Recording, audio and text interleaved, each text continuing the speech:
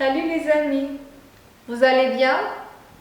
Alors, on va passer à l'épisode numéro 2 de notre histoire, la soupe aux cailloux. La soupe aux cailloux. Alors, on avait fini la fois passée avec l'épisode 1. Maintenant, on va passer à l'épisode 2. Je vais lire et nous allons lire en même temps comme on le fait toujours. Et toi aussi, tu vas prendre ton livre et tu vas faire quoi? Lire avec moi. Attiré par une douce odeur de poulet, le mendiant s'approchant d'une maison. Le verrou coulissant et la porte s'ouvrit.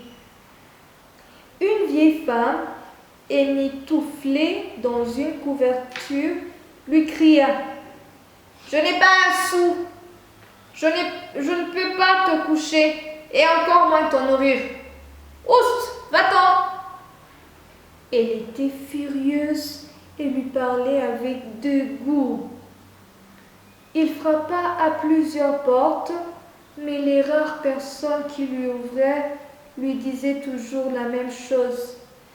« Nous n'avons pas de nourriture, pas d'endroit pour te faire dormir, même pas une nuit. » Mentaient-ils tous?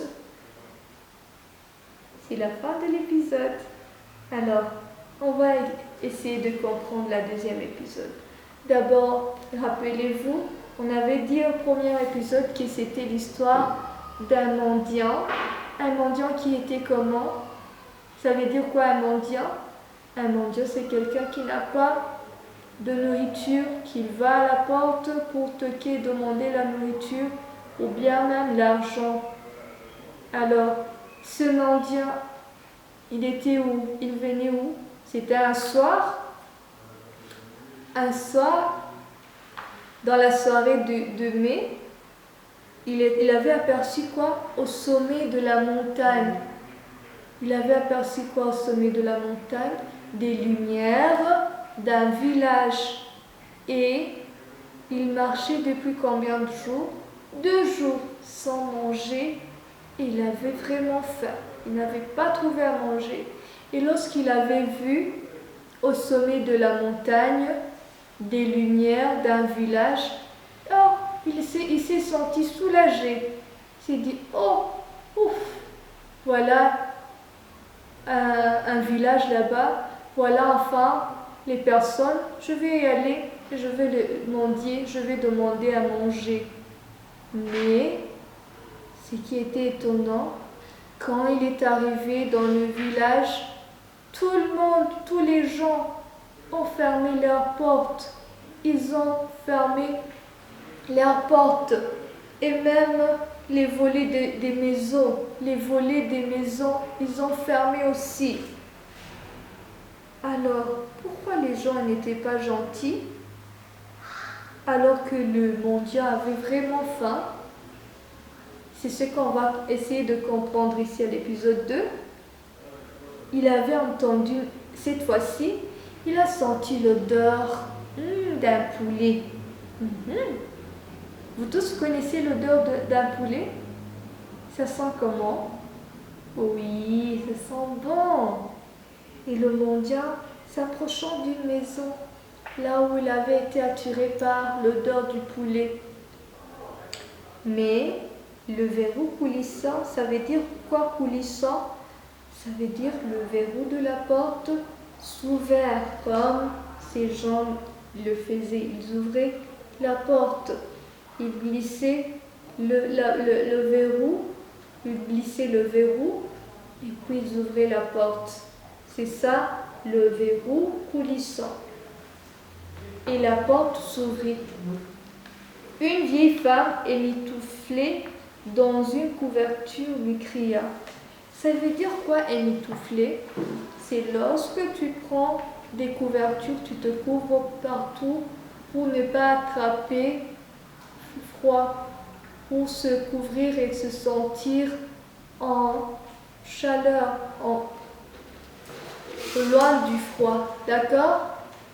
Comme parfois quand il fait froid, on porte l'écharpe, ou bien on se couvre même la tête. Alors une vieille femme, émitouflée dans une couverture, lui criait. Émitouflée, ça veut dire couvrir partout pour ne pas attraper froid et pour se sentir en chaud. D'accord? Alors cette femme lui a ouvert la porte et lui a crié dessus. Il lui a dit: je n'ai pas un sou, je ne peux pas te coucher et encore moins te nourrir. Oust, va-t'en. Je n'ai pas un sou. Ça veut dire quoi un sou? L'argent. Je n'ai pas de l'argent. Je ne peux pas te coucher. Je n'ai pas d'endroit pour te faire dormir. Et encore moins te nourrir. Je n'ai pas à te donner à manger. Je n'ai pas la nourriture à te donner. Oust! Va-t'en! Elle était furieuse. Ça veut dire quoi furieuse? C'est quand quelqu'un crie sur toi en étant fâché et lui parlait avec dégoût.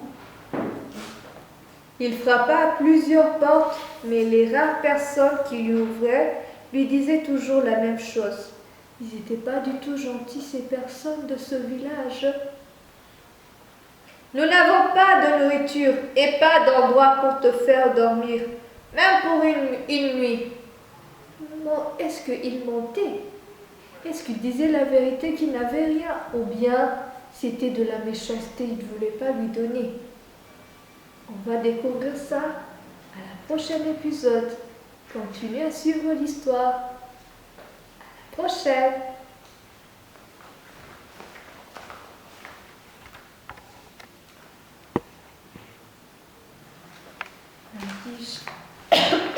Alright.